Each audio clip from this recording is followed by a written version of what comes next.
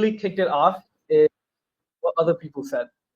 A lot of people were there trying to put a limit to what you can do as a student organization. That's exactly what I wanted to prove wrong, and that just kind of set a little fire in me.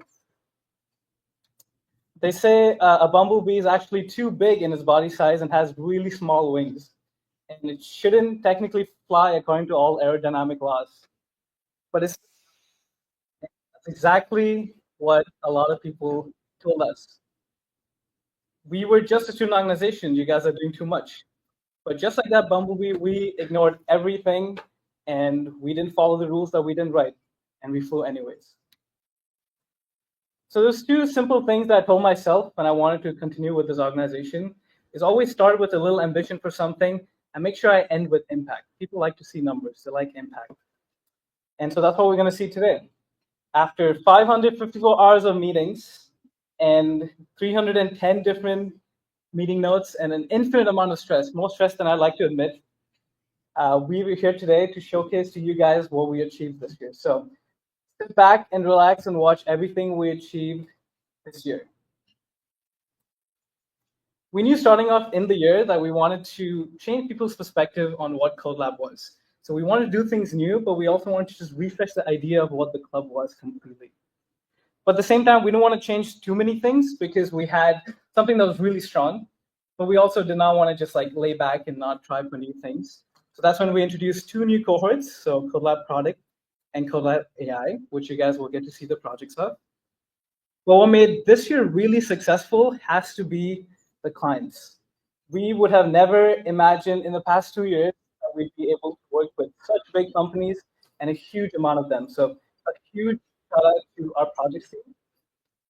In fact, this year we ended up working in 16 different projects and with 11 different clients. That's one of the biggest CodeLab has ever seen so far.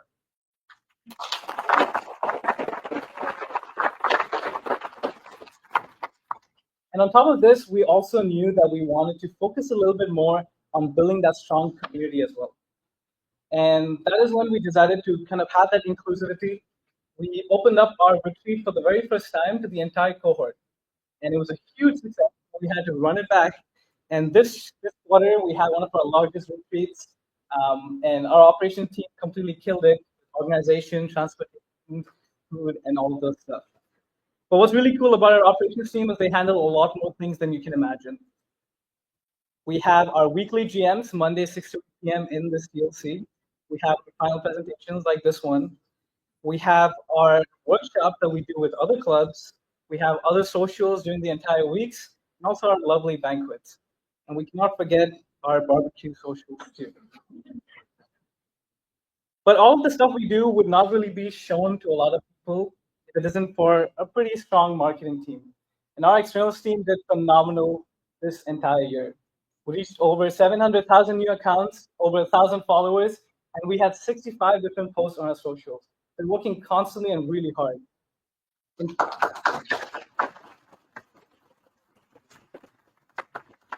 fact, one of our reels, if you guys haven't seen it, hit 1.4 million views, and we were really excited about that.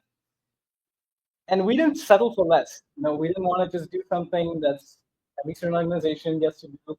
We put a lot of time and effort into every single video we crafted and went above and beyond with these. And obviously, we can't forget our awesome merch shop. So you can get one at collabdavis.com. But let's get back to some of the more core pillars of what CodeLab is. It's education. Our design education and software education team spent hours over the entire summer trying to put everything together to our boot camps and our toolkit that's now accessible to the public. In fact, they didn't stop right there. We ended up having 12 different educational workshops throughout the entire year to make sure our students are fully educated and up to speed on what they should know. And we made all of that information accessible through archives at collabdavis.com so that everyone in the public can also get a chance to learn from them. We took a step further with education and leaned into finest with our professor mentors, Professor Philkop, who's here, and Professor Wheeler. I think we have one.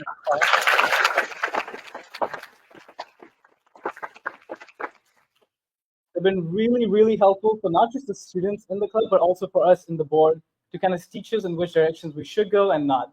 So it's been a really cool initiative, and we have much more to come in the next coming years.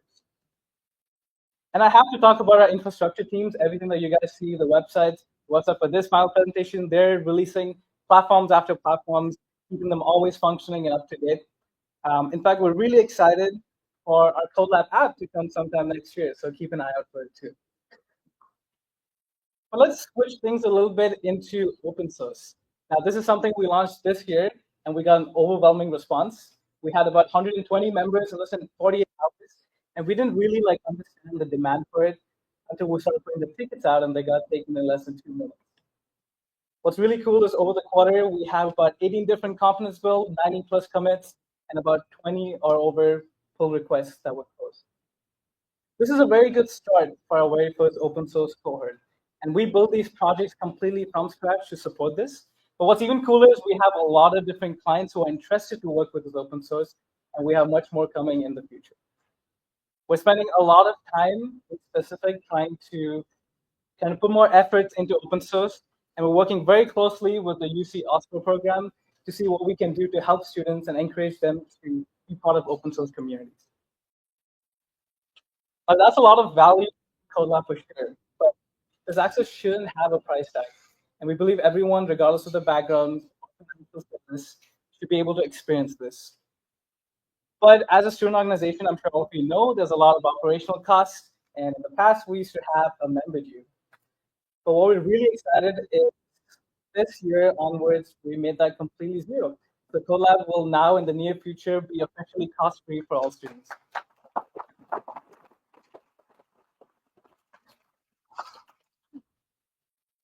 But what's really interesting is almost everything that we did this year wasn't just thinking about this year. We were thinking a little ahead. And what's even cooler is we have a really strong team that will take it forward from now on. So keep an eye out in this space.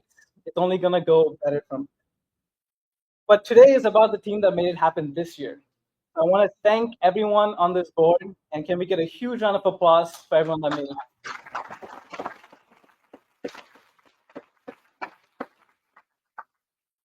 We could have definitely played safe in a lot of places. We could have definitely chosen something small, but we didn't, and that's what made us different.